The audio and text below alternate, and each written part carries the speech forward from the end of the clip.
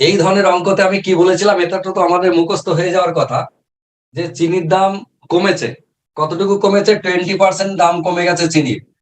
যার কারণে আপনি যদি 160 টাকা নিয়ে বাজারে যান এখনো, তাহলে দোকানদার আপনাকে 2.5 কেজি চিনি বেশি দেবে, তাই তো? দোকানদার আপনাকে 2.5 কেজি চিনি বেশি দেবে, তার মানে আপনাকে কি ভাবতে হবে যে 160 টাকার 20% দাম যদি কমতো, মানে কত কমতো? 160 টাকার 20% দাম কত টাকা গো? 32 টাকা। 32 টাকা কমে এখন 128 টাকা হয়ে গেছে। মানে আপনি আগে মনে করুন 10 কেজি চিনি কিনতে পারতেন 160 টাকায়। আজকে যদি সেই 10 কেজি চিনি কিনতে যান, তাহলে দোকানদার আপনাকে 32 টাকা ফেরত পাঠিয়ে দেবে, বলবে বাবা এটা লাগবে না, এখন দাম কমেছে চিনির। তো আপনি কি বলবেন? না কাকু, দাম কমেছে, ওই পয়সা আমি ফেরত নিয়ে যাবো না, ওতে যা চিনি হয় বাড়তি দিয়ে দিন। কাকু কি করলো? এই যে 32 টাকা, এই 32 টাকাতে আপনাকে 2.5 কেজি চিনি দিয়ে দিল। তার মানে এই যে 32 টাকা, এটা হচ্ছে এখনকার দাম অনুযায়ী 2.5 কেজি চিনির দামের সঙ্গে সমান। তাহলে 1 কেজি চিনির এখন দাম কত? এখন দাম হচ্ছে, এটা কত হবে গো? 12 টাকা 80 পয়সা, তাই তো? 12 টাকা 80 পয়সা, এটা হচ্ছে এখনকার দাম। পরীক্ষায় দুটো কোশ্চেন থাকে, একদম ডেটা সেম দেবে, দিয়ে বলবে যে চিনির বর্তমান মূল্য কত, তাহলে সেটা এটাই উত্তর হয়ে গেল 12 টাকা 80 পয়সা। কিন্তু যদি এই লাইনটা বাড়তি জানতে চায় যে প্রতি কেজি চিনির আসল মূল্য কত, আসল মূল্য কত বা আগে কত ছিল, একই ভাষা আলাদা ভাষা কিন্তু উত্তর একই, তাহলে সেক্ষেত্রে কি করব? আমাকে আর এক লাইন বাড়তি করতে হবে। ভাবতে হবে যে 12 টাকা 80 পয়সা তো এখনকার দাম, মানে 20% দাম কমে যাওয়ার পরে, তাহলে এ হচ্ছে 80% দামের সঙ্গে সমান। তাহলে একে 80 দিয়ে ভাগ করব, দিয়ে 100 দিয়ে যদি গুণ করি, তাহলে আগের দামটা আমরা পাবো, অর্থাৎ 16 টাকা। তার মানে আগে দাম ছিল 16 টাকা প্রতি কেজি। ঠিক আছে, 16 টাকা পার কেজি। অসুবিধা কারো? সিম্পল যাই বলুক, কত টাকা নিয়ে আগে বাজারে যেতাম, কত পার্সেন্ট দাম কমেছে, কমিয়ে দিলাম 32 টাকা, এটা আমার দরকার, খুব দরকার এটা। এই 128 টাকার কোনো দরকারই নাই এখানে, কিন্তু 32 টাকা দরকার, যে টাকাতে আমি এই 2.5 কেজি চিনি এক্সট্রা পাচ্ছি। তার মানে এখনকার দাম 32/2 সমান 12 টাকা 80 পয়সা হয়ে গেল। এবারে যেই আগের জানতে চাইবে, 20% দাম কমেছে মানে 80 দিয়ে ভাগ করে 100 দিয়ে গুণ করে দেবো, উত্তর হয়ে গেল। তাহলে উত্তর কত? উত্তর হচ্ছে কোথায় গেল গো? 16 টাকা, অপশন সি। নেক্সট বলতে হবে, একটা নল দিয়ে না, দুটো নল দিয়ে একটা চৌবাচ্চা যথাক্রমে 20 মিনিট আর 30 মিনিটে জল পূর্ণ করা যায়। মানে একটা দিয়ে 20 মিনিট আর একটা দিয়ে 30 মিনিটে পূর্ণ করা যায়। দুটি নল একসঙ্গে খুলে দেওয়ার কতক্ষণ পর, এটা হচ্ছে হাইলাইটেড লাইন, দুটি নল একসাথে খুলে দেওয়ার কতক্ষণ পরে কোন নলটাকে, প্রথম নলটাকে বন্ধ করলে চৌবাচ্চাটা আর 10 মিনিটে জল পূর্ণ হবে, এটাও ভালো হাইলাইটেড লাইন। যে আর 10 মিনিটে পূর্ণ হবে, এই কথাটার মানেটা খুব ক্লিয়ারলি বুঝবেন, যে এক বাবা জীবন 20 মিনিটে ভর্তি করতে পারে, আর এক বাবা জীবন 30 মিনিটে পারে।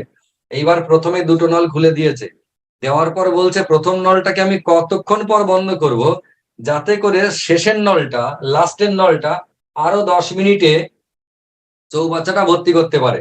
তার মানে আমাকে এরকম ভাবে ভাবতে হবে যে এই হচ্ছে একটা চৌবাচ্চা।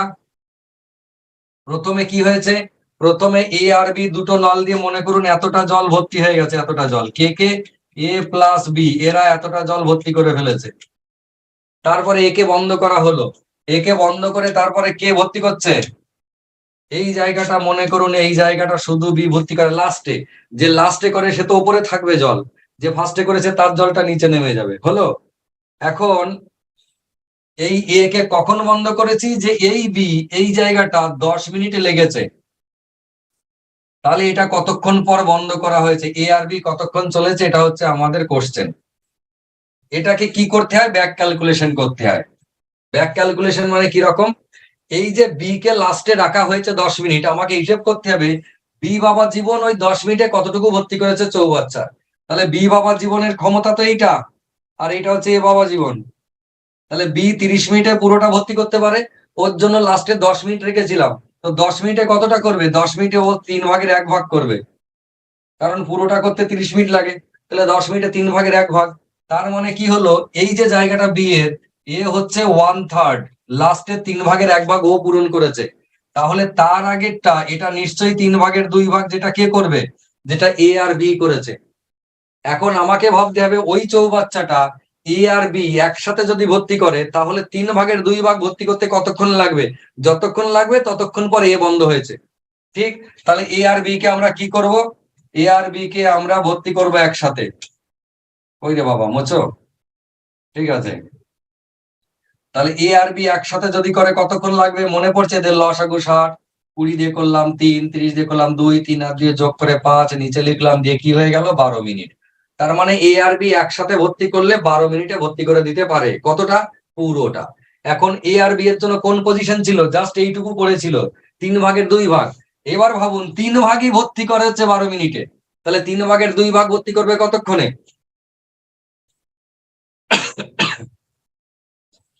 তাহলে এক একটা হচ্ছে 4 মিনিট, তাই তো। 3/3 12 মিনিটে ভর্তি করতে পারে, তাহলে এক একটা ভাগ হচ্ছে 4 মিনিট, ওর জন্য পড়ে আছে 2 ভাগ, মানে এইটা কতক্ষণ লাগবে, এইটা হচ্ছে 8 মিনিট লাগবে। অভ্যেস হয়ে গেছে, হাত দিয়ে মুছতে যাচ্ছিলাম হোয়াইট বোর্ডের মতো। তাহলে এটা হচ্ছে 8 মিনিট। তার মানে এ আর বি 8 মিনিট চলবে, তারপরে এ বাবা জীবন বন্ধ হয়ে যাবে, তারপরে বি একা বাকি 10 মিনিট চালাবে, মানে টোটাল চৌবাচ্চাটা ভর্তি হবে 18 মিনিটে। এটা যদিও জানতে চাইনি, কি জানতে চেয়েছিল এ কতক্ষণ পর ভর্তি হবে, সেটার উত্তর হচ্ছে এইটা, 8 মিনিট পরে এ বন্ধ হয়ে যাবে। ঠিক আছে, তার মানে এই ধরনের অঙ্ক যখন পাবেন তখন পিছন থেকে যার জন্য লাস্টে কাজটা রাখা আছে তার কাজটা বুঝিয়ে দিয়ে দেখবেন তার আগে কতটুকু কাজ বাকি আছে, সেটা এদেরকে দিয়ে করাবেন। ঠিক আছে, বাহ ভালো ছেলে। চলে আসি,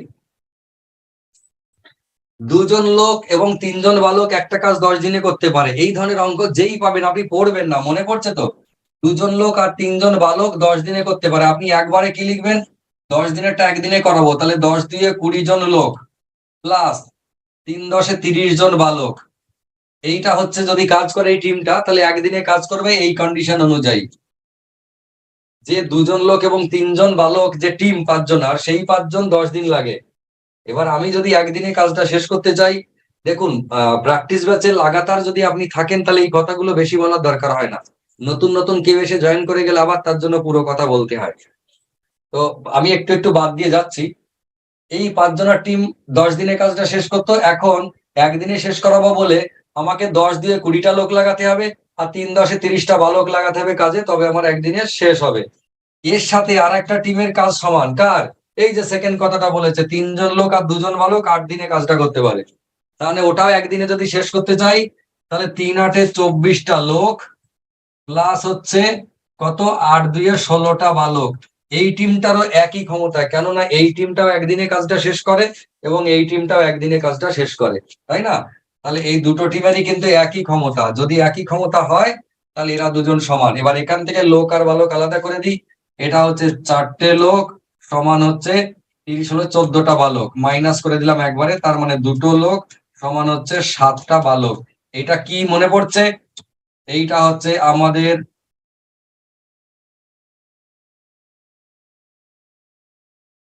এইটা হচ্ছে আমাদের সব থেকে দরকারি জিনিস এইটা। ঠিক আছে, এর এই প্যানেলের এই কালিটা খুব কম, এটাকে বাড়ানো যাচ্ছে না, বোঝা যাচ্ছে এই কালিটা ইয়েলো দিয়েছি ব্যাকগ্রাউন্ডে, বোঝা যাচ্ছে,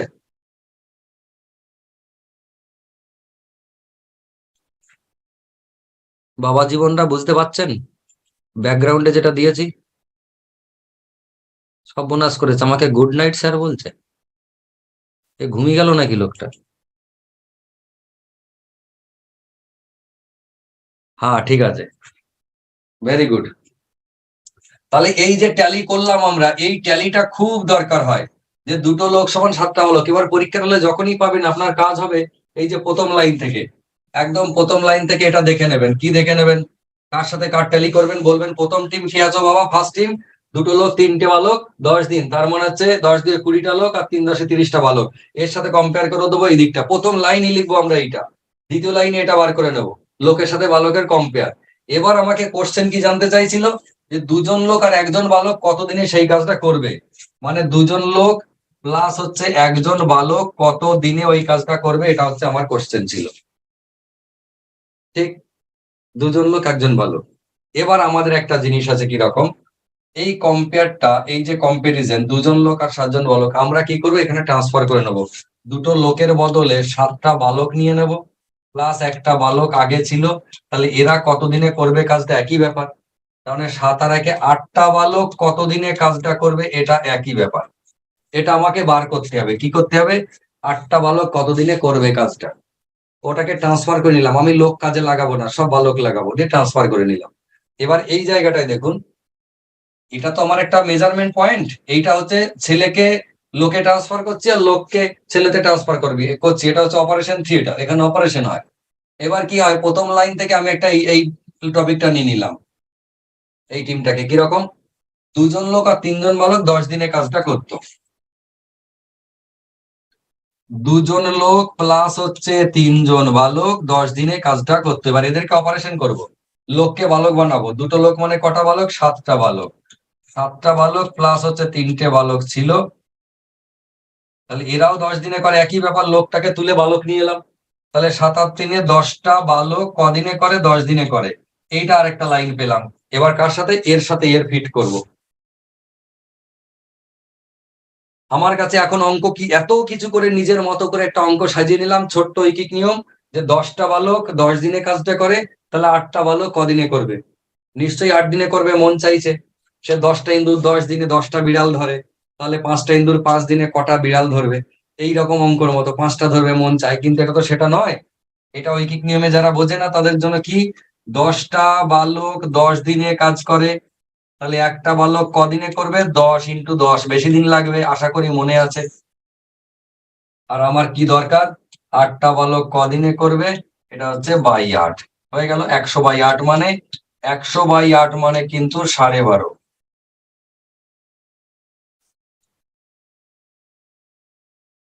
যা, আমরা পরের জায়গায় চলে আসি।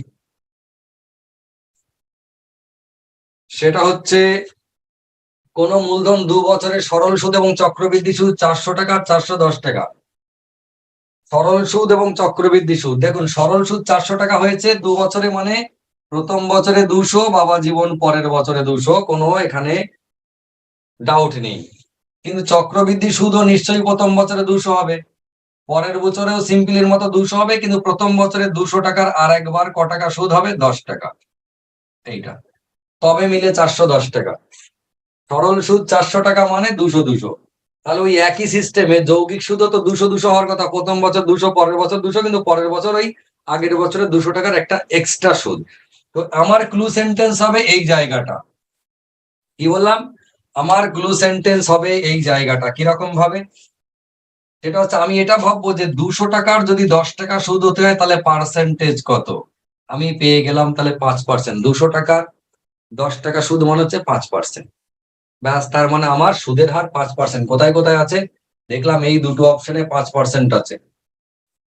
ব্যাস, তাহলে 5% পেলাম। এবার 5% যদি প্রিন্সিপালটা কত টাকা, তাহলে কি করব, আমি যেই 5% পেয়ে গেলাম, অমনি আমাকে কি করতে হবে, এদের এই 1জন 2জন 3জন যে কোনো এক জায়গা থেকে ভাববো যে 5% সুদ মানে 200 টাকা হয়েছে, তাহলে 200 টাকা যদি 5% হয়, তাহলে 100% সমান কত, ইন্টু 100, মানে 4000 টাকা। এটা হচ্ছে আমার প্রিন্সিপাল।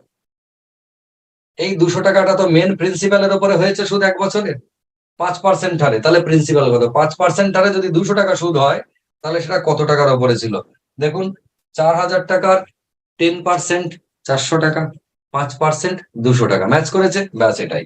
তাহলে আমাদের প্রথম কাজ কি হবে, অঙ্কটা পাওয়ার সাথে সাথে এই 400 এবং 410, এটা হচ্ছে এবার WBCS এও পড়েছে অঙ্কটা, এবং কলকাতা পুলিশেও পড়েছে। আজকে কলকাতা পুলিশের এসআই এর রেজাল্ট বেরিয়েছে, ঠিক আছে।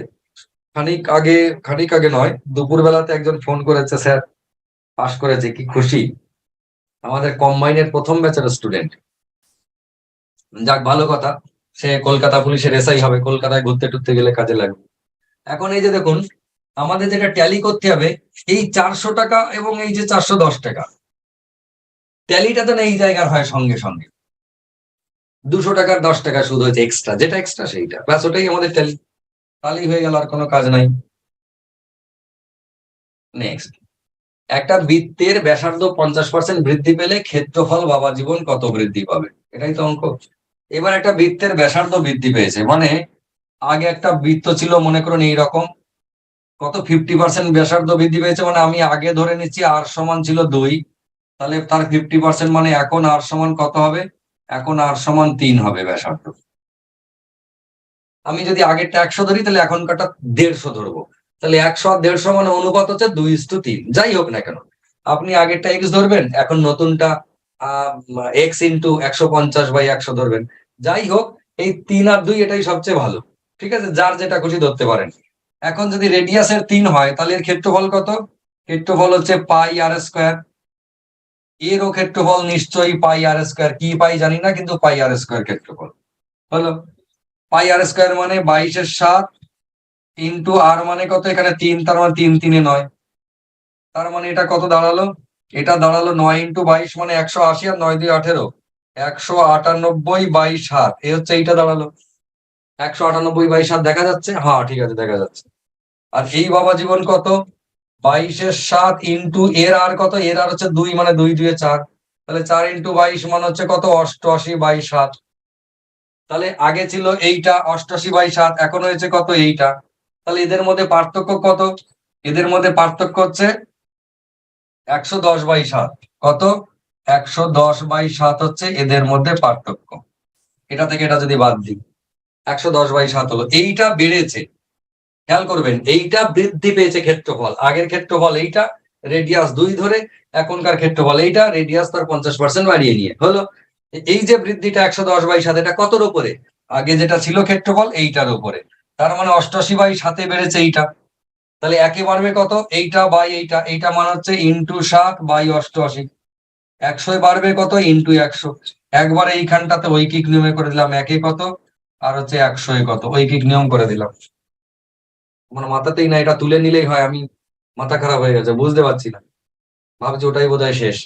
তাহলে হলো কত এইটা, এবার কাটাকাটি করলে কত হচ্ছে গো, একটা 7 একটা 7 কেটে গেল, 8 দিয়ে কাটলাম না 11 দিয়ে, এটা 8 হলো, 11 দিয়ে কাটলাম এটা 10 হলো, 8 দিয়ে কাটলাম 100 কে 12.5 পেলাম, 12.5, 12.5 ইন্টু 10 মানে হচ্ছে 125%।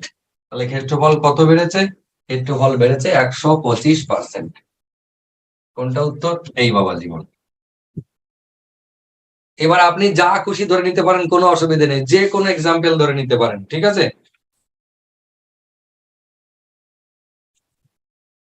স্যার পাই বসালে ক্যালকুলেশন জটিল হবে, তাহলে কি করি বলুন তো।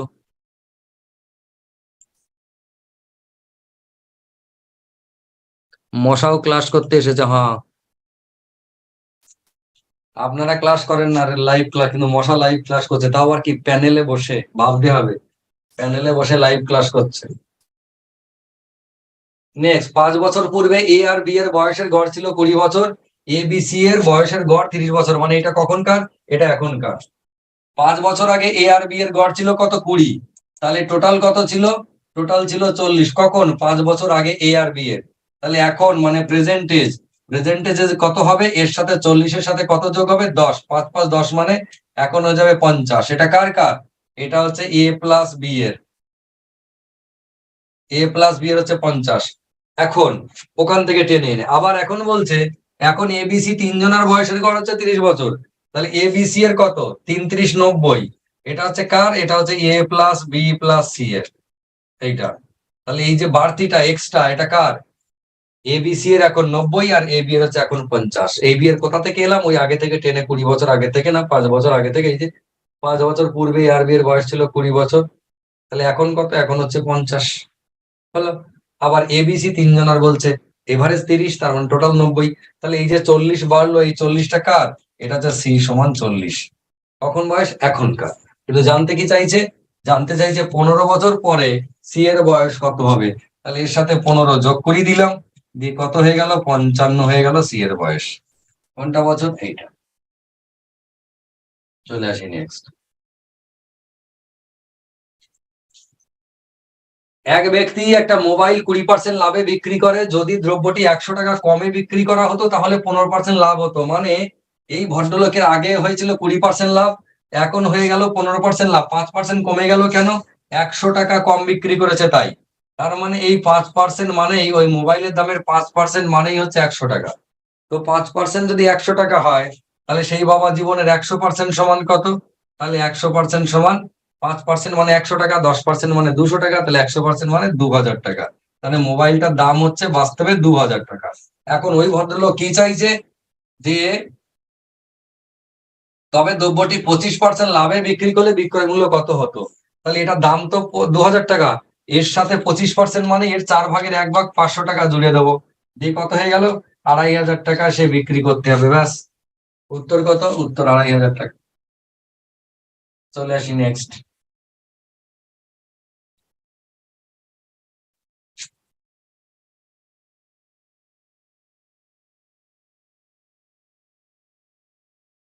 আমি দেখতেই পাচ্ছিলাম না, এবার একটু একটা লাইট অফ করে দিয়েছি,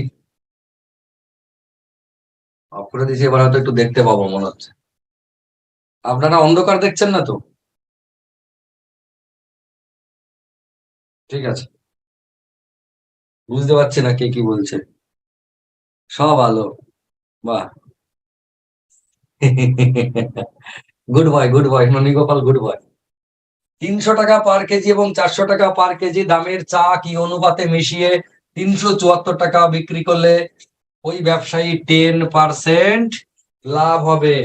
এই কথাটার মানে হচ্ছে এই যে 300 টাকা এক প্রকার চা, 400 টাকা আর একরকম চা, কি অনুপাতে মিশিয়ে ওই যে কত দামে বিক্রি করলে 374 টাকা বিক্রি করলে কি হবে? তার 10% লাভ হবে। যখনই বলবে তখন এই যে 374 টাকা, এই যে 374 টাকায় 374 টাকা থেকে কি করতে হবে? 10% দাম বাইরে বার করে ফেলে দিতে হবে, কেননা ওর মধ্যে 10% দাম ঢুকে আছে। তাহলে এ বাস্তবে 110%-এর সঙ্গে সমান, তাহলে 100% সমান কত? এইটা। তাহলে কত হচ্ছে? একটা শূন্য কেটে দিলাম, 11, 3 11 33, 4 44, 4 11 44 মানে 340 টাকা এখন দাম। তাই তো, লাভটা বাদ দিয়ে দিলে 340 টাকা, যে 340 টাকাটা এখানে বসবে। আমি অনেকবার বলেছি, ভেরি গুড, অনেকবার বলেছি যে এই জায়গাটা যেটা, সেটা হচ্ছে নো লস নো প্রফিটের জায়গা। এটা এখানে লাভ লস কিচ্ছু রাখা যাবে না। যদি লাভ থাকে লাভটাকে ছেটে বাদ দিয়ে নো লস নো প্রফিটের দামটা এখানে কস্ট প্রাইসটা লিখতে হবে। তাহলে 400 থেকে 340 বাদ দিলাম, 60 হলো, এখান থেকে এটা বাদ দিলাম, 40 হলো। তার মানে 3:2। এটা হচ্ছে উত্তর কত? Option A, 3:2। ঠিক আছে, ধন্যবাদ। নেক্সট কি বলছে? এ, বি এবং সি একটা যৌথ ব্যবসা শুরু করেছে, এই অনুপাতে টাকা রেখেছে, তাদের লভ্যাংশের অনুপাত হচ্ছে এইটা। জানতে চাইছে তবে তাদের বিনিয়োগের সময়ের অনুপাত কত? এইটা করার আগে আরেকটা অঙ্ক করে আসি।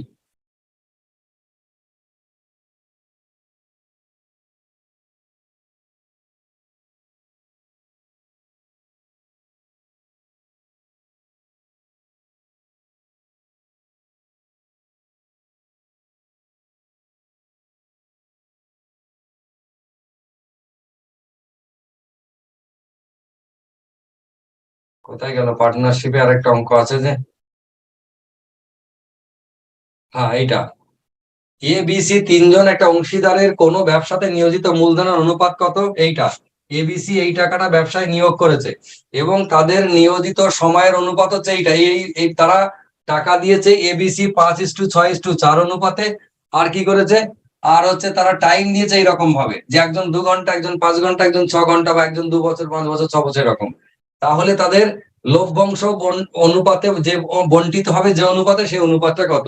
এখন এবিসি, এই যে এ বি সি কোন বনেগা করোড়পতি, এরা একজন 5 টাকা, একজন 6 টাকা, একজন 4 টাকা দিয়েছিল টাকা।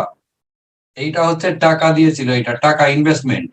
আর একটা যেটা টাইম দিয়েছে, যেটা টাইম হচ্ছে একজন 2 অনুপাত, একজন হয়তো 5 ঘন্টা, একজন হচ্ছে 6 ঘন্টা। তাহলে লাভের যে অংশ, লভ্যাংশ যে বন্টিত হবে বা ডিস্ট্রিবিউট হবে, সেটা কোন অনুপাতে? টাকার সঙ্গে টাইমটা গুণ হয়ে যাবে, দিয়ে এই ভদ্রলোক দেবে 10, 10 টাকা পাবে। এ হচ্ছে 5 6 30, আর হচ্ছে 4 6 24। এই অনুপাতে 10:30:24, এই অনুপাতে এদের পাওয়ার কথা। তার মানে 2 দিয়ে কাটলে 5, 15 আর 12। এটা আমি কেন আগে বললাম? কারণ হচ্ছে টাকা যে অনুপাতে টাকা দেবে এবং সময় যে অনুপাতে নিজেরা ফিজিক্যাল লেবার দেবে, সেই দুটোর গুণ করেই কিন্তু ফাইনাল লভ্যাংশ হবে। মানে আমি টাকা দিয়ে দিলাম গাদা, বললাম আমি টাইম দিতে পারবো না। ইনভেস্টমেন্ট দু রকম হয়, একটা হচ্ছে টাকা দিয়ে, একটা হচ্ছে সময় ইনভেস্টমেন্ট। আমি কম টাকা দিলাম, আমি ব্যবসা সারাদিন দেখবো। একজন বেশি টাকা দিল, সে বললো আমি অত দেখতে পারবো না, আমি সপ্তাহে একদিন করে আসবো। এরকম যে ব্যাপার, মানে এক হচ্ছে টাকা দেওয়ার একটা অনুপাত হবে, টাইম দেওয়ার একটা অনুপাত হবে, দুটো গুণ করে ফাইনাল অনুপাত তৈরি হবে। ঠিক আছে? তো সেইটা, এই যে গুণ করে ফাইনাল অনুপাত তৈরি হয়, এই কনসেপ্টটাই আমাদের আগের অঙ্কতে লাগবে, যে অঙ্কটা থেকে আমরা বেরিয়ে চলে এলাম।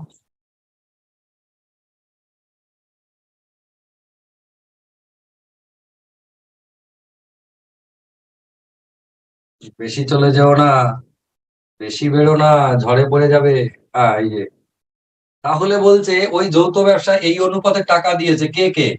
এ, বি আর সি। কি অনুপাতে? 4, 5 আর 6। এবং তাদের লভ্যাংশ বলে দিয়েছে এইটা। মানে এই গুণটা বলেনি, না বলে লভ্যাংশ বলেছে 2:, কত গো, 3:4। এইটা বলে দিয়েছে রেজাল্টটা। তাহলে কার সাথে গুণ হয়েছে এরা? মানে 4 কার সাথে গুণ করলে, কত সাথে গুণ করলে 2 হয়, 5 কার সাথে গুণ করলে এইটা হয়, কি করে পাবো? এইটাকে ওইটা দিয়ে ভাগ। খেয়াল করুন, যদি আমরা বলি যে 2 এর সাথে কত গুণ করলে 6 হয়, 2 এর সাথে কত গুণ করলে 6 হয়, তাহলে কি করে পাবো? এই 6কে 2 দিয়ে ভাগ করে। তাহলে 4-এর সাথে কত গুণ করলে 2 হয়, কি করে পাবো? 2কে 4 দিয়ে ভাগ করে, মানে 2-এর 4। তাহলে এইটা হচ্ছে 3-এর 5, আর এইটা 4-এর 6। এইভাবে আমরা রেজাল্টটা পাবো। এবার এইটার অনুপাতটা কত হবে? যদি কাটাকাটি করি, এটা আমরা 2-এর 4 মানে এখানে করছি 1-এর 2, 3-এর 5 মানে বাবা জীবন 3-এর 5, আর দিকে 4-এর 6 মানে 2-এর 3, এটা রাখলাম অনুপাত। এবার বলুন, এর অনুপাতটা আমরা তো শিখেছি, কিভাবে করব? এদের লসাগু 15, 15 দিয়ে গুণ করলাম 7.5 হলো, 15 দিয়ে গুণ করলাম 3 3 এ 9 হলো, 15 দিয়ে গুণ করলাম 5 দিয়ে 10 হলো। তাহলে অনুপাতটা এইটা, কিন্তু দশমিকে আছে, রাখা যাবে না। 7.5কে ডবল করে 15 করলাম, 9কে ডবল করে 18 করলাম, 10কে ডবল করে 20 করলাম। মানে বাস্তবে যেটা উত্তরের অনুপাত সেটা হচ্ছে এইটা, 15:18:20। কিন্তু বের করলাম কিভাবে? এটা কিন্তু বেশ ইউনিক অঙ্ক। ঠিক আছে, এটা নতুন অঙ্ক, ইউনিক অঙ্ক, পরীক্ষায় আসার সম্ভাবনা আছে, কারণ আজকাল যা দিনকাল শুরু হয়েছে, সোজা কথা সোজা ভাবে আর দিচ্ছে না। হুম। তাহলে এটা মাথায় রাখবেন, যে আমাকে টাকা দিয়েছে আর লভ্যাংশের অনুপাত ভরে দিয়েছে। আমাকে কে কত টাইম দিয়েছে সেটা জানতে চাইছে। কখনো এমনও হতে পারে যে লভ্যাংশের অনুপাত দিয়ে দেবে, আর এদিকে টাকা না দিয়ে এইখানটা টাইম ইনভেস্টমেন্টের গল্প শুনিয়ে দেবে। এমনও হতে পারে, তাই না? কি হচ্ছে?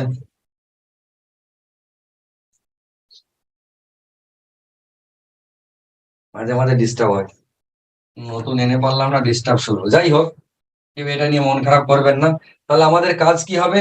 এই জায়গাটা খুব বোঝার চেষ্টা করবেন, এই জায়গাটা সিম্পল। এই যে উদাহরণটা দিলাম, এটা যদি মাথায় রাখেন, কখনো যদি গোলমাল পাকায়, ওই জিনিসটা মাথায় রাখবেন, কাকে কত দিয়ে গুণ করছি, তাহলে ওকে এটা দিয়ে ভাগ করে পাই, তাহলে এটাকে এটা দিয়ে ভাগ করে পাবো, যেটা পেলাম সেটার আবার আমাদের নিজস্ব স্টাইলে অনুপাত বার করে নিলাম। ঠিক আছে, ধন্যবাদ।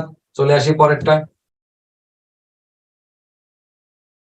স্রোতের অনুকূলে কোন দূরত্ব যেতে যে সময় লাগে, স্রোতের প্রতিকূলে একই দূরত্ব যেতে দ্বিগুণ সময় লাগে। এই অঙ্কটা দিয়েছিলাম যাতে আপনারা মুরগি হয়ে যান, কিন্তু আপনাদেরকে মুরগি করার মতো অপশনটা আমি দিতে পারি নাই, ভুলে গেছি, দিয়ে নিজেই মুরগি হয়ে গেছে।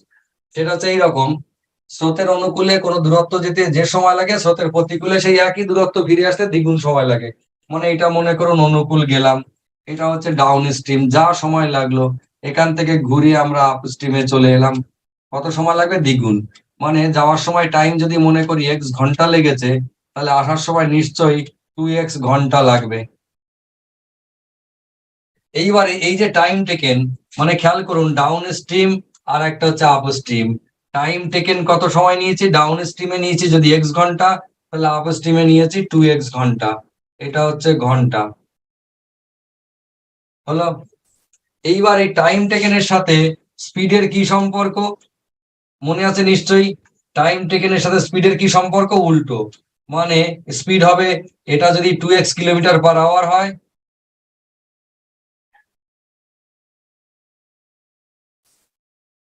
এটা যদি 2x কিলোমিটার/আওয়ার হয়, কিলোমিটার/আওয়ার, তাহলে এইটা হবে শুধু x কিলোমিটার/আওয়ার। মনে আছে তো? এই যে ইন্টারচেঞ্জ হয়ে যাবে এরকম, মানে যার বেশি সময় লেগেছে, যার x ঘন্টা লেগেছে ফিরে আসতে 2x ঘন্টা লেগেছে, তো যার বেশি সময় লেগেছে তার গতিবেগ কত? এই যার কম সময় লেগেছে তার গতিবেগ বেশি, আর যার বেশি সময় লেগেছে তার গতিবেগ কম। কিন্তু কি হিসেবে কম বেশি? পুরো উল্টো রেশিও। যাওয়ার সময় যে টাইম লেগেছে x ঘন্টা, বা যদি আমরা এটা মনে করি যে যাওয়ার সময় লেগেছে 1 ঘন্টা, আসার সময় 2 ঘন্টা, তাহলে গতিবেগ কত? যাওয়ার সময় ছিল 2 কিলোমিটার পার আওয়ার, আসার সময় ছিল 1 কিলোমিটার পার আওয়ার। এই হচ্ছে গল্প। তাহলে এই যে আমরা স্পিড পেলাম কার কার, ডাউন স্ট্রিম আর আপ স্ট্রিম। সব সময় চেষ্টা করবেন যে এই বাবা জীবনকে এই সব না ধরে, এই কোনটা মুছে দিলাম, এই যে এক্স না ধরে সব সময় চেষ্টা করবেন যে এদেরকে অরিজিনাল অঙ্ক ধরার। ঠিক আছে? অরিজিনাল অঙ্ক মানে কিরকম? যাওয়ার সময় লেগেছে 1 ঘন্টা, আসার সময় লেগেছে 2 ঘন্টা, তাহলে গতিবেগ এখানে 2 কিলোমিটার পার আওয়ার, আর এটা হচ্ছে 1 কিলোমিটার পার আওয়ার। ঠিক? এবার যেই আপনি ডাউন স্ট্রিমে 2 কিলোমিটার, আপ স্ট্রিমে 1 কিলোমিটার গতিবেগ পেলেন, অমনি বোট কত মনে পড়ছে? Down stream plus up stream by 2, এটা তার মানে কত? 1.5। 3/2 মানে 1.5। এবং স্রোতের কত? স্রোত হচ্ছে down stream minus up stream by 2, তার মানে এটা হচ্ছে 0.5। আশা করি বুঝতে পারছেন, তাই না? এবারে এই যে বোট পেলাম আর স্রোত পেলাম, তাহলে অনুপাত কত? 1.5:0.5। এটাকে আমরা লিখতে পারি 3:1। 1.5 কে ডবল করলাম 3 হলো, 0.5 কে ডবল করলাম 1 হলো, মানে 3:1। এই যে 3:1 পেলাম, কিন্তু দেখবো এখানে কোথাও আমার 3:1 নাই।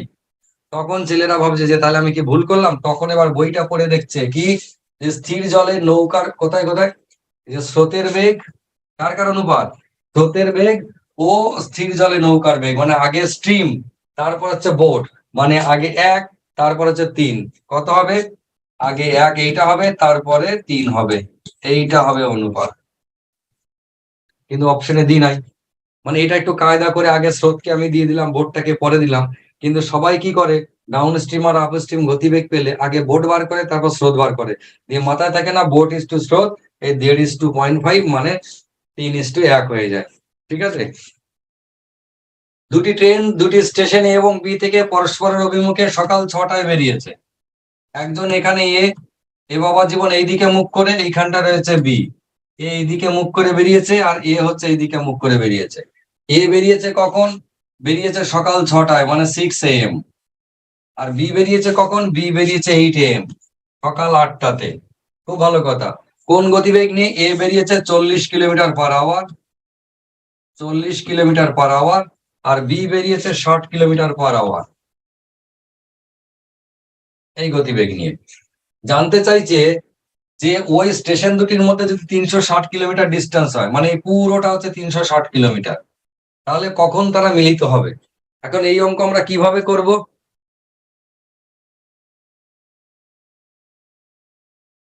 হ্যাঁ, দেখে মনে হচ্ছে হ্যাং হয়ে যাচ্ছে, ঠিক কথাই। মশা বসেনি, আমি মশা খুঁজে পাইনি, বোর্ড হ্যাং হয়েছে, দেখি এর ব্যবস্থা হবে। আচ্ছা, যেটা ছিলাম সেটা হচ্ছে 40 কিলোমিটার বেগে যাচ্ছে, আর ও 60 কিলোমিটার বেগে আসছে। এ কটার সময় যাচ্ছে? এ সকাল 6টায় বেরিয়েছে। তাহলে যখন ও বেরোয়, আমাকে সবার আগে কি করতে হবে? এই মোটামুটি 40, 40, 80 কিলোমিটার এ একে পৌঁছে দিতে হবে 80 কিলোমিটার। মানে এইখানে যখন আসবে তখন কটা বাজবে? 8 AM, সকাল 8টা বাজবে। এবারে ভাববো যে আমার অরিজিনাল ডিস্টেন্স হচ্ছে এইটা, যেটা ওই দুজনকে যাওয়া আসা করতে হবে। এটা মনে করব নাই, এ সকাল 6টায় বেরিয়েছে, মানে 40 কিলোমিটার বেগ নিয়ে, মানে 40, 40, 80 কিলোমিটারে চলে গেল। এবার এখান থেকে কম্পিটিশন কে কতটা কেমন ভাবে আসে, এই জায়গার ডিস্টেন্স কতটা। টোটাল যদি 360 হয়, 80 কিলোমিটার যদি চলে যায়, তাহলে আর থাকছে 280 কিলোমিটার। এই 280 কিলোমিটার কে যাবে? এ আর বি কোন গতিবেগে আসবে? একজন আর একজনের সাথে দেখা করতে আসছে, মানে এই 40, আর ওদিকে হচ্ছে কত? 60, 100। 100 কিমি বেগে আসবে এইটা, এই কিলোমিটার দেখা করতে। তার মানে 280 কিলোমিটার যদি 100 কিমি বেগ নিয়ে আসে, তাহলে কতক্ষণ লাগবে? 2.8 আওয়ার্স। 2.8 আওয়ার্স মানে, এটা মানে হচ্ছে 2 ঘন্টা প্লাস হচ্ছে 0.8 আওয়ার্স, মানে 0.8 ঘন্টা, মানে 1 ঘন্টার 10 ভাগের 8 ভাগ। 1 ঘন্টার এইটুকু, কিন্তু 1 ঘন্টার 10 ভাগের 8 ভাগ, মানে এক এক ভাগে 6 করে পড়ে, তাহলে 6 8 48, 48 মিনিট। ঠিক আছে? 2 ঘন্টা 48 মিনিট পরে এদের দুজনের দেখা হবে, কিন্তু সেটা কটার পরে? সকাল 8টার পরে। এই 8টায় বেরিয়েছে, এখানে 8টায়। এবার এইটুকু রাস্তা দেখা করেছে ওরা 2 ঘন্টা 48 মিনিট পরে, মানে সকাল 8টার পরে 2 ঘন্টা 48 মিনিট, মানে 10টা 48 মিনিট হচ্ছে উত্তর। সকাল 10টা 48 মিনিটে ওদের দেখা হবে। ঠিক আছে, নেক্সট হচ্ছে 3,000 টাকাকে এমন দুটি অংশে বিভক্ত করো যাতে প্রথম অংশে 10%। মনে পড়ছে? 3,000 টাকা প্রথম অংশে 10% কিরকম ভাবে রেখেছে? 10% 3 বছর, মানে পার্সেন্টেজ 10, আর একটা হচ্ছে 3 ইয়ার্স। তার মানে 3×10 30 টাকা সুদ হবে এই দিকটা। 10% 3 বছরে 30 টাকা হবে, আর ওই দিকটা 15% 4 বছর, মানে এইটা হচ্ছে 15% এবং 4 বছর, মানে 4×15 60 টাকা সুদ হবে। তাহলে এই দিকে যে টাকাটা রাখছে সেটা 30 টাকা সুদ হবে, ওই দিকের টাকাটা 60 টাকা সুদ হবে ওই নির্দিষ্ট টাইমে। টাকা রাখাটা তাহলে কি হবে? এর উল্টো, মনে পড়ছে? এই অনুপাতে টাকাটা রাখবে, 60:30 এই অনুপাতে। তার মানে 3 বলছি, 2:1।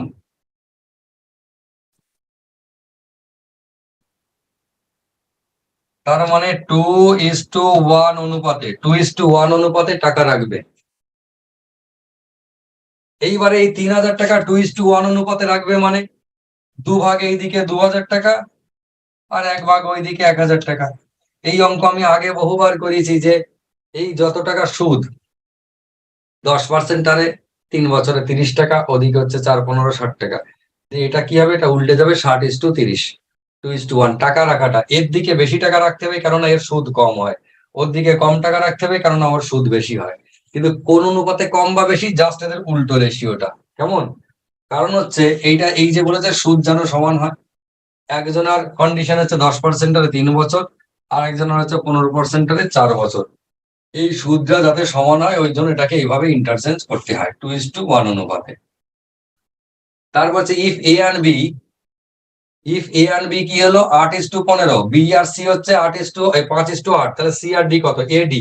নিশ্চয়ই বলতে হবে না, এ বি বলা আছে, বিসি বলা আছে, সিডি বলা আছে, এডি জানতে চায়। যখন এডি জানতে চায় তখন এই যে A/B, এই পদ্ধতি সব থেকে সহজ। B/C ইন্টু C/D, এই পদ্ধতি সব থেকে সহজ। তার মানে এটাকে 8/15 ইন্টু 5/8 ইন্টু 4/5, এটা হলো। এইভাবে আনতে হবে, কেননা বি কাটবে, সি কাটবে, কে থাকবে? A/D থাকবে। তাহলে এইটা কাটাকাটি করে কে থাকবে? 4 নিলাম, কাটলাম, 2 হলো, এটা কাটলাম, এটা কাটলাম, 2 কাটলাম, এটা হলো 4 হলো, মানে 4/15। 4/15 মানে A/D সমান 4:15 হয়ে গেল। এটা হচ্ছে উত্তর। A/D সমান 4:15। ঠিক আছে, ভেরি গুড। চলে আসি, একটা বাক্সে 1 টাকা ও 50 পয়সা মিলিয়ে মোট 52টা মুদ্রা আছে। এই অঙ্কটা হচ্ছে মুদ্রার মূল্যের অনুপাত, এইটা হচ্ছে মুরগি হওয়া জিনিস। এই জন্য এই অঙ্কটা আমি বলেছিলাম এর আগেও যে সেটে দিয়েছিলাম, বলেছিলাম যে এই অঙ্কটা কিন্তু মার্কেটে নতুন এসেছে, আগে ছিল না, আমাদের সময় ছিল না। যখন প্রথমবার পরীক্ষা এলো লকডাউনের আগে, তখন এই অঙ্কটা মোটামুটি 100 জনের মধ্যে 100 জনাই পরীক্ষার হলে ভুল করেছে, কেননা এই জায়গাটাকে রিডিং করেছে মুদ্রার অনুপাত মনে করে। এই যে এই জায়গাটা, যে একটা বাক্সে 1 টাকার 50 পয়সা মিলে মোট 52টা মুদ্রা আছে, তাদের মধ্যে এই মূল্যের অনুপাত না পড়ে এটাকে মুদ্রার অনুপাত পড়েছে এই জায়গাটা। এখন এই অঙ্কটা কিরকম ভাবে হবে? প্রথমত কাজ হচ্ছে 1 টাকা আর 50 পয়সা আমার আছে, মুদ্রার অনুপাত হচ্ছে 3 আর 5, মানে এটা আছে 3 টাকা মুদ্রার অনুপাত, মূল্যের অনুপাত মানে, আর এটা হচ্ছে 5 টাকা। এবার আমাদেরকে বার করে নিতে হবে যে 1 টাকার কয়েন যদি 3 টাকা হতে হয় টোটাল, তাহলে নিশ্চয়ই 3 পিস ছিল। আবার 50 পয়সার কয়েন যদি 5 টাকা হতে হয়, তাহলে নিশ্চয়ই 10 পিস ছিল কয়েন। অর্থাৎ টোটাল কয়েন হচ্ছে 13টা। 13টা কয়েন, যার মধ্যে 3টে হচ্ছে 1 টাকা, 10টা হচ্ছে 50 পয়সা, এই রেশিওতে। প্রতি 13টা কয়েন 3:10 রেশিওতে আছে। কিন্তু এই মুদ্রার ভ্যালু আলাদা বিষয়, মুদ্রার ভ্যালু থেকে নিয়ে আসতে হলো এরকম। ঠিক আছে, এবার আমাদের অঙ্কটাই ছিল টোটাল 52টা মুদ্রা। তাহলে 52টা মুদ্রার মধ্যে কার জানতে চাইছে? 1 টাকার মুদ্রা কটা, মানে এই যে এই বাবু। এই 52টা মুদ্রার 13 ভাগের 3 ভাগ হচ্ছে কে? 1 টাকা। এর 13 ভাগের 3 ভাগ হচ্ছে 1 টাকা, তার মানে 4×3 = 12টা। 4×13 = 52, 4×3 = 12 হয়ে গেল। তাহলে 12টা মুদ্রা হচ্ছে উত্তর। যদি বলতো 50 পয়সা কটা আছে, তাহলে 13 দিয়ে ভাগ গিয়ে 10 দিয়ে গুণ করতাম, মানে 4×10=40টা হতো।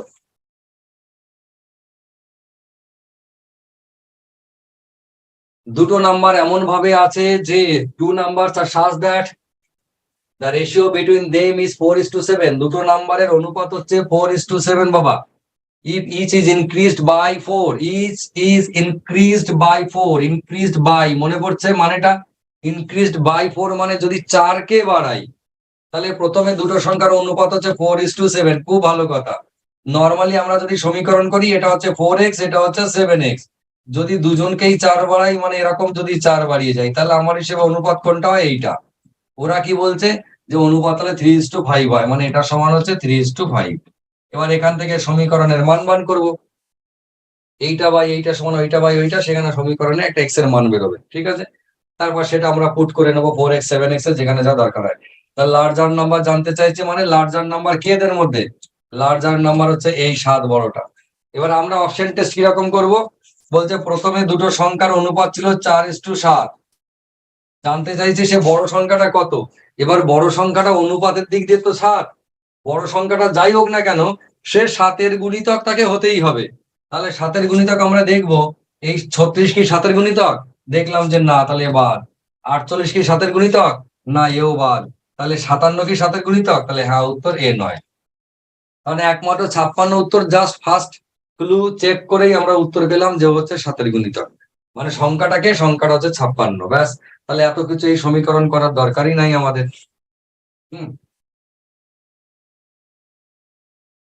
নেক্সট, এ এবং বি। এ এবং বি বছরের শুরুতে যথাক্রমে 10,000 আর 15,000 টাকা, এই মূলধন প্রচুর, একজনের 10,000 একজনের 15,000, এটা নিয়ে কি করেছে? বিনিয়োগ করে একটা যৌথ ব্যবসা শুরু করেছে। খুব ভালো কথা, এরা যৌথ ব্যবসা শুরু করে। ঠিক হয়, ব্যবসাতে তত্ত্বাবধানের জন্য লাভের 1/3 অংশ নেবে কে? লাভের 1/3 অংশ নেবে এ। তার মানে এই যে বাকিটা মূলধনের অনুপাতে বন্টিত হবে। টোটাল লাভ কত হয়েছে? 6,000 টাকা। আমি বলেছিলাম এই 6,000 টাকার 1/3 অংশ কে নিয়ে নেবে? এই 2,000 টাকা নেবে কে? 2,000 টাকা নেবে এ। এটা কিসের জন্য? ব্যবসায় তত্ত্বাবধানের জন্য। দেখাশোনা করছে ও, মানে বি দেখাশোনা করে না, টাকা দিয়েই খালাস, আর এ দেখাশোনা করে। বলেছে দেখাশোনা করার জন্য আমি 3/1 প্রফিট নিয়ে নেবো, নাহলে তুমিও থাকো। এবার বি হয়তো চাকরি করে, এ চাকরি করে না, বি চাকরি ছেড়ে ব্যবসায় আসতেও পারছে না, ওদিকটাও লস, ওই জন্য এরকম একটা কেস ঘটেছে। বাকি থাকলো যে প্রফিটের 4,000 টাকা, কোন অনুপাতে ভাগাভাগি হবে? এই অনুপাতে ভাগাভাগি হবে। তাহলে A:B কত? A:B মানে হচ্ছে 10:15, মানে 2:3, এই অনুপাতে। তার মানে 4,000 টাকা এ কত পাবে? এই অনুপাত অনুযায়ী, ইনভেস্টমেন্ট অনুযায়ী 5/2 পাবে এ। তাহলে এ এখানে একটা টাকা পাচ্ছে, তাহলে কত হচ্ছে? 800, মানে 1,600 টাকা। তাহলে এর টোটাল ইনকাম কত? এর টোটাল ইনকাম হচ্ছে, এইখানে পাচ্ছে ব্যবসার টাকা ইনভেস্টমেন্ট অনুযায়ী 1,600 টাকা, আর দেখাশোনা করার জন্য 2,000 টাকা। টোটাল হচ্ছে 2,000 আর 1,600, 3,600 টাকা পাচ্ছে এ। ঠিক আছে, বেশ। নেক্সট, এটা তো হয়ে গেছে। একটা বৃত্তের ক্ষেত্রফল 154 বর্গ সেমি হলে তার পরিধি কত? বৃত্তের ক্ষেত্রফল অনেকবার এই অঙ্ক করিয়েছি আমি, যে বৃত্তের ক্ষেত্রফল যদি 154 হয়, এখান থেকে আর মানে কত বেরোবে? আর মানে বেরোবে 7। কোথা থেকে বেরোবে? বৃত্তের ক্ষেত্রফল পাই আর স্কোয়ার, এটা সমানই কত? 154। এখানে আর এর মানটা বেরোবে, দেখবেন আর এর মানটা 7 বেরোচ্ছে। এইটা বহুবার বলেছি যে ক্ষেত্রফল 154 হলে আর এর মান বেরোয় 7। যেই আর এর মান 7 বেরোবে অমনি এই পরিধি কত বেরোবে? পরিধি বেরোবে 44। মানে আর যখন 7, খেয়াল করবেন, আর যখন রেডিয়াস যখন একটা বৃত্তের 7, তখন তার এরিয়া মানে ক্ষেত্রফল বেরোবে 154, আর তার পেরিমিটার বা পরিধি বেরোবে 44। এটা একেবারে ধ্রুব সত্য। ঠিক আছে, এই ক্যালকুলেশন করে দেখা হয়েছে, এবং এই স্টাইলটা প্রচুর পরীক্ষা আসে, রেডিয়াসকে 7 বানিয়ে, 14 বানিয়ে, 21 বানিয়ে 7-এর গুণিতক দেবে, তবে 7টাই সবচেয়ে বেশি। এটা খুব কাজে লাগে। তাহলে আমরা কি করব? পরীক্ষা হলে একবারে বুঝে যাব, ক্ষেত্রফল যদি 154 হয় তাহলে বাবা জীবন রেডিয়াস মানে ব্যাসার্ধ হচ্ছে 7, ব্যাসার্ধ 7 যেই হয়ে যাবে পরিধি কত হবে? 44। পরিধি মানে কত? 2πr, এটা মানে হচ্ছে পরিধি। পরিমিটার মানে হচ্ছে এইটা, হলো। এবার যদি আমরা চেক করি পেরিমিটার মানে কত, পরিধি, সেটা হচ্ছে 2 × 22-এর 7 ইন্টু আর মানে কত 7। এবার দেখুন এইটা এটা কাটলাম, 22 ইন্টু 2 মানে 44 হলো। তার মানে এটা আমাদের মুখস্থ করে নিতে হবে। মুখস্থ নয়, বুঝতে বুঝতে দেখবেন হয়ে গেছে রেডিয়াস সাথে। এইটা যে কোনোটা দিতে পারে। ক্ষেত্রফল দিয়েছে, পরিধি জানতে চাইছে, পরিধি 44 বলে দিল, ক্ষেত্রফল জানতে চাইলো, ভায়া রেডিয়াস করে তুলে নিয়ে চলে যাব, পরিধি থেকে রেডিয়াস, রেডিয়াস থেকে ক্ষেত্রফল। দেখুন ওই আগের অঙ্কটাই কিভাবে এখানে অ্যাপ্লিকেবল, আমি দুটো অঙ্ক এই কারণে দিয়েছি যাতে আপনার অভ্যেস হয়। একটা তামার তারকে বর্গাকারে বাঁকালে 21 বর্গমিটার জমি ঘিরতে পারে, 121। তাহলে তামার তারকে যদি আমরা বর্গাকারে বাঁকাই, তাহলে 121 বর্গমিটার জমি যদি ঘেরে, তাহলে নিশ্চয়ই তার এক একটা বাহু হচ্ছে 11 11। তবে 11 11 121 হবে ক্ষেত্রফল। আর 11 11 যদি বাহু হয়ে যায়, তার মানে এর পেরিমিটার বা পরিসীমা কত? 4 × 11, তার মানে হচ্ছে 44। ভাবুন 44 যেই পেরিমিটার পেলাম, 44 যেই পরিধি পেলাম আমরা বৃত্তের, অমনি রেডিয়াসটা কত পাবো? অটোমেটিক রেডিয়াসটা পাবো 7। রেডিয়াস যেই 7 পেয়ে যাব, সেই অমনি এরিয়া কত পাবো? এরিয়া পেয়ে যাবো 154 আমার মুখস্থ থেকে। ব্যাস, এ দেখুন 154। কি জানতে চাইছে? যে ওর কতটা কতটা জমি ঘিরতে পারবে, তার থেকে বৃত্তাকারে বাঁকালে কতটা জমি ঘিরতে পারবে। এটার মানে হচ্ছে এই যে তার আমরা 44 মিটার আমরা যে তার পেলাম, এইটাকে সেটা প্রথমে ঘেরা ছিল এরকম বক্স আকারে, বর্গক্ষেত্র আকারে। এখন বলছে ওই 44টাই কি হবে? এই 44টা হচ্ছে এর পরিধি হবে। তাহলে পরিধি যদি এইটা হয়, তাহলে রেডিয়াসটা কত বেরোবে? রেডিয়াস 7। রেডিয়াস যেই 7 বেরোবে, অমনি তার ক্ষেত্রফল কত বেরোবে? তার এরিয়া বেরোবে 154। ঠিক আছে। এই ধরনের অঙ্ক করা থেকে আমি আপনাদেরকে বলেছিলাম, যখন চ্যাপ্টার করাতাম তখন এরকম ভাবে বলতাম যে হঠাৎ করে সরকার আপনাকে যদি এমন করে, সরকার আপনাকে 100 মিটার একটা তার দিল বা দড়ি দিল, দিয়ে বলো এই এলাকায় যে যতটা পারো জমি ঘিরে নাও। তাহলে আপনি দৌড়ে গিয়ে কোন শেপে জমিটা ঘিরবেন, মানে কোন আকার নিয়ে জমিটা ঘিরবেন, এটা কিন্তু বিশাল একটা বোঝার ব্যাপার। কেন? কারণ ওই একই পরিধি বা একই পরিসীমাতে বিভিন্ন শেপে আপনার বিভিন্ন ক্ষেত্রফল আপনি ঘিরতে পারবেন। মানে যখন আপনি আপনার কাছে মনে করুন 100 মিটার, বা কিচ্ছু করতে হবে না, আপনি মনে করেন আপনার কাছে 44 মিটার পরিধি দিয়ে 44 মিটার তার দিয়েছে সরকার বা দড়ি দিয়েছে। এবার একজন দৌড়ে গিয়ে ওটাকে বর্গাকারে ঘিরলো, তাহলে কতটুকু জমি পাবে? 121 বর্গমিটার। আর একজন দৌড়ে গিয়ে ওটাকে বৃত্তের মতো ঘিরলো, সে কত পাবে? দেখুন, সে 154 বর্গমিটার জায়গা ঘিরতে পারলো। তাহলে লাভ কার বেশি হলো? ওই বাবা জীবনে, যে বৃত্তাকারে ঘিরেছে। তো এরকম দেখা যায় যে একই পরিধি দিয়ে ত্রিভুজ, চতুর্ভুজ, তার মধ্যে আয়তক্ষেত্র, বর্গক্ষেত্র বা বৃত্ত বা রম্বস, যাই আপনি মাপ বলুন না কেন, সব থেকে বেশি ক্ষেত্রফল ঘেরা যায় কোনটায়? সেটা হচ্ছে বৃত্ত। বোঝা গেল? ভাবুন এবার, সেটা হচ্ছে বৃত্ত। তাহলে বৃত্ত যখন সরকার এরকম ব্যাপার ঘটবে বা আপনি কোথাও যাবেন, সঙ্গে সঙ্গে কি করবেন? ওটাকে বৃত্তাকারে ঘিরতে শুরু করে দেবেন। তারপরে তার মধ্যে বাড়ি হোক বা না হোক সেটা পরে দেখা যাবে, কিন্তু আগে ঘিরে নেবেন বৃত্তাকারে। তারপরে এরকম বৃত্তের মধ্যে বাড়ি বানাবেন, ডিজাইন করে এরকম এইটুকু জায়গায় বাড়ি বানাবেন, বাকি গাছ লাগিয়ে দেবেন, হয়ে গেল। ঠিক আছে। তাহলে আপাতত 99। এবার হচ্ছে লাস্ট আমাদের, সেটা হচ্ছে 100। 100 কি বলছে? এ এবং বি একটা কাজ যথাক্রমে 16 দিনে এবং 12 দিনে করতে পারে। খুব ভালো কথা। এ কত দিনে করতে পারে? এ হচ্ছে 16 দিন, আর বি কত দিন? বি হচ্ছে 12 দিন করতে পারে। 4 দিন একা কাজ করার পর এ চলে গেল। তাহলে 4 দিন একা কাজ করেছে কে? এ কাজ করেছে 4 দিন একা। তারপরে কে? বি এসে বাকি কাজটা কত দিনে শেষ করবে? তাহলে আপনি ভাবুন, এ যদি 16 দিনে পুরো কাজটা করে, এই বাবা জীবন 4 দিনে কতটা করবে? 4 দিনে নিশ্চয়ই 1/4 ভাগ করে দিয়েছে। 16 দিনে যদি পুরোটা করে, তাহলে 4 দিনে কতটা করবে? 4/1 ভাগ। বাকি আছে কতটা তাইলে? আপনি ভেবে নিলেন বাকি আছে নিশ্চয়ই তাহলে 3/4। 1/4 যখন হয়ে গেছে, 3/4 বাকি আছে, সেইটা কে করবে? সেটা বি করবে এসে। বি 4/3 ভাগ কদিনে করবে? বি 4 ভাগ কাজ কদিনে করতে পারে? মানে পুরো কাজ 12 দিনে। তাহলে 4 ভাগ কাজ যদি 12 দিনে করে, এক একটা ভাগ কাজ করতে 3 দিন লাগবে। কাজ পড়ে আছে বি এর জন্য ক ভাগ? 3 ভাগ। তার মানে 9 দিনে বি কাজটা শেষ করে দেবে। তাহলে এগুলো আপনি চাইলে মুখে মুখেই করে নিতে পারবেন, তাই না? কিরকম? 16 দিনে পুরো কাজটা করতে পারে, তাহলে 4 দিন কাজ করেছে মানে 4/1 ভাগ করে নিয়েছে। গলা ব্যথা হয়ে গেল। 4 দিন করেছে মানে 4/1 ভাগ হয়ে গেছে, তাহলে 4/3 ভাগ বাকি আছে। এবার সেই কাজটা বি করবে। বি পুরো কাজটা, অর্থাৎ ওই যে 4 ভাগ করলাম আমরা, সেই 4 ভাগ কাজ করতে কদিন টাইম নেয়? বি নেয় 12 দিন। তাহলে এক এক ভাগ কাজ করতে লাগবে 3 দিন। কাজ পড়ে আছে বিয়ের জন্য কতটা 3 ভাগ, তাহলে সেটা করতে 3 দিনে 9 দিন সময় লাগে। ঠিক আছে।